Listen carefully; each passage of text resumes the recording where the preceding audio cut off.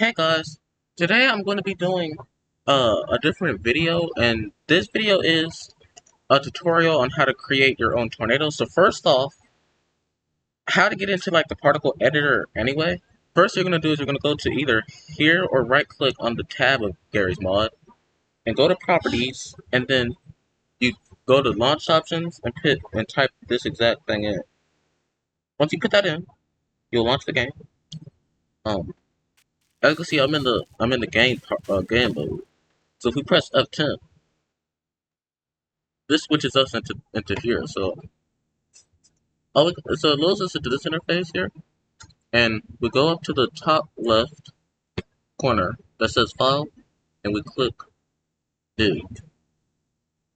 This will like be our new particle system. So first off, I recommend saving this, and we're gonna name this tutorial tornado particle.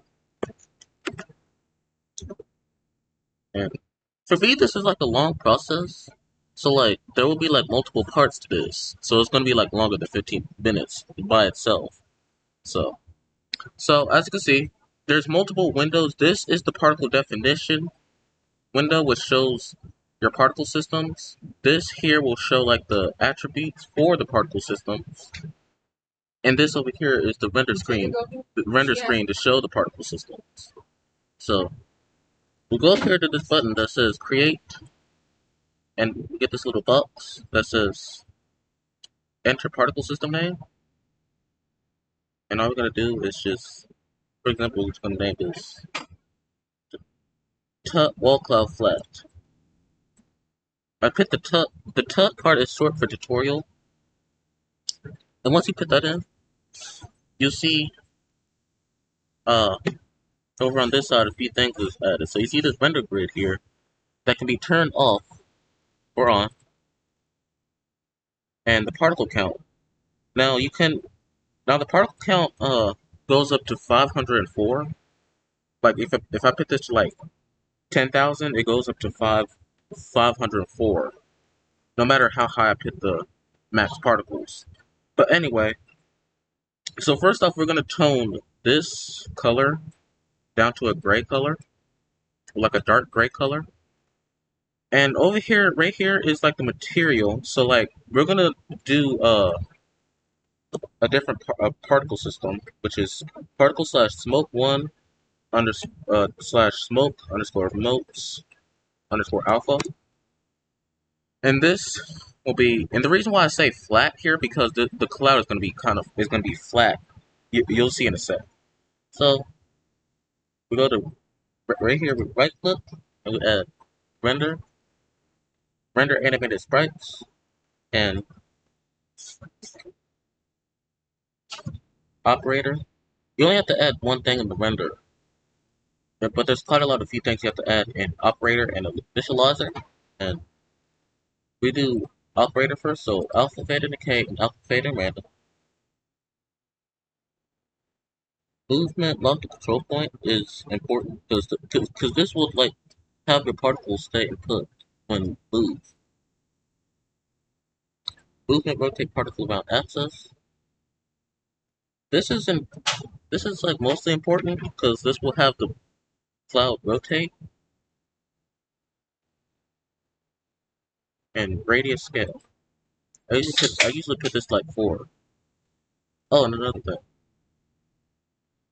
thing, rotation spin. It's not really that. It's really optional to add that, but I just added alpha random. I'll set this to like 100. We'll come back to it later if there's any issue. Lifetime random. This is how long the particle will last. So we're gonna do something like 15 and 15.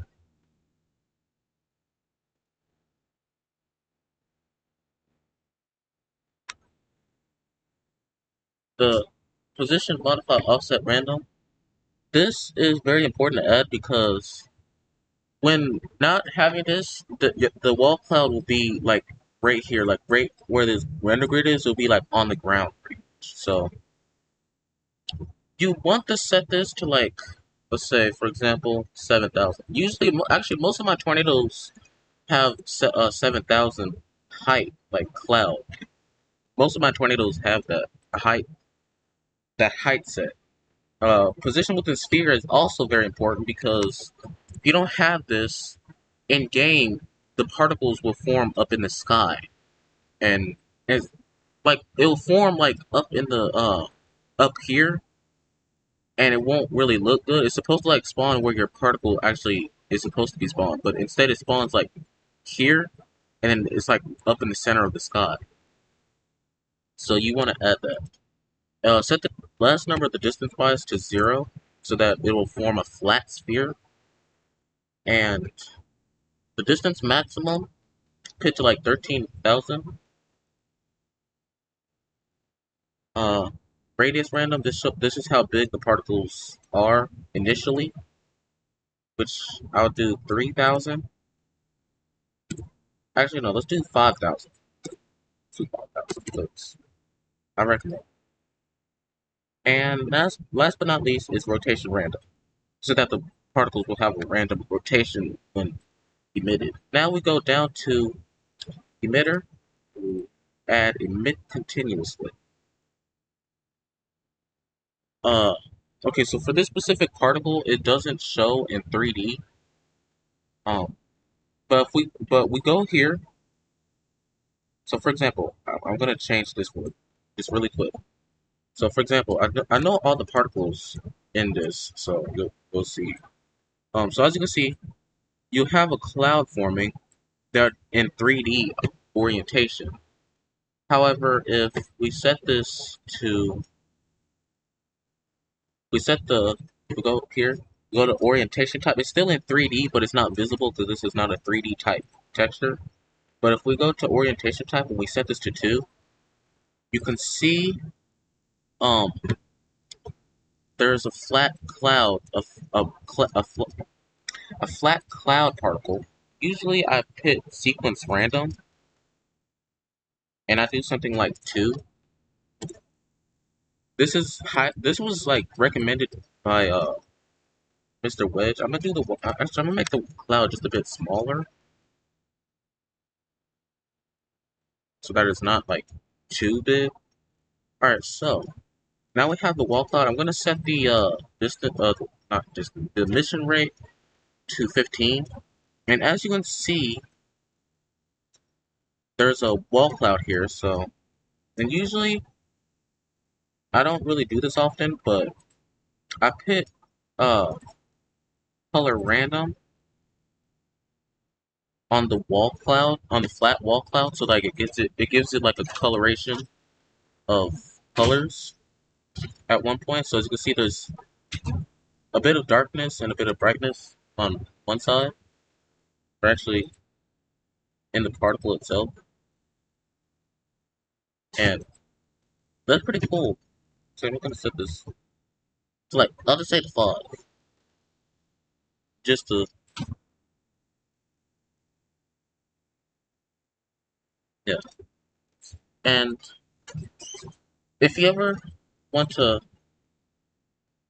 instead of making particles all over again, you could duplicate by clicking the particle, and we can rename this to uh, cloud, cloud, and we just put this to back to 0, and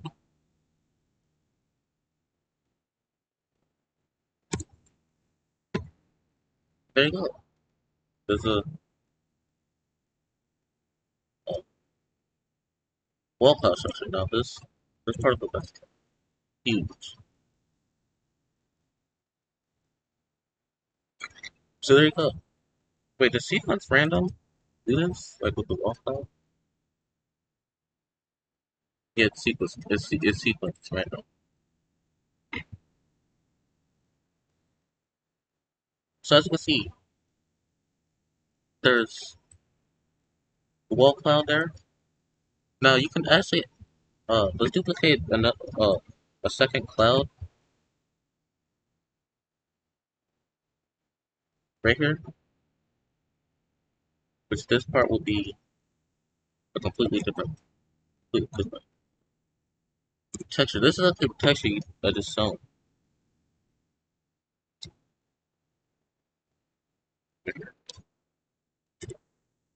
So I turned down the emission rate, and if you look here, you see the cloudiness. You can see like the cloudiness, and all we do is create, click create, and we do cut all clouds. And basically, we don't have to create anything. All we got to do is go over here to this tab where it says children, and this is like this shows particle system, create a particle system. First, I like to say, whenever you're making a wall cloud, always add the flat wall cloud first, so that it doesn't overlap, because it won't look right with overlap. Like for example, if I move this down, this overlaps the clouds. Like I said, if I put it below all the both the particles, you can see how if you look right there, you can see how the flat cloud is overlapping these clouds. So you always have to pick flat part first. How far am I?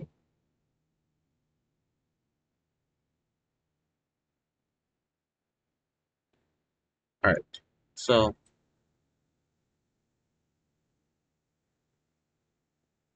um, I'm gonna maybe pick just like uh two less set this to two. And there we go. We have listed wall cloud. This actually looks like one of Mr. Wedge's cloud, as you can see.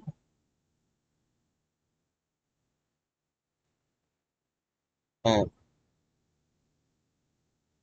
yeah.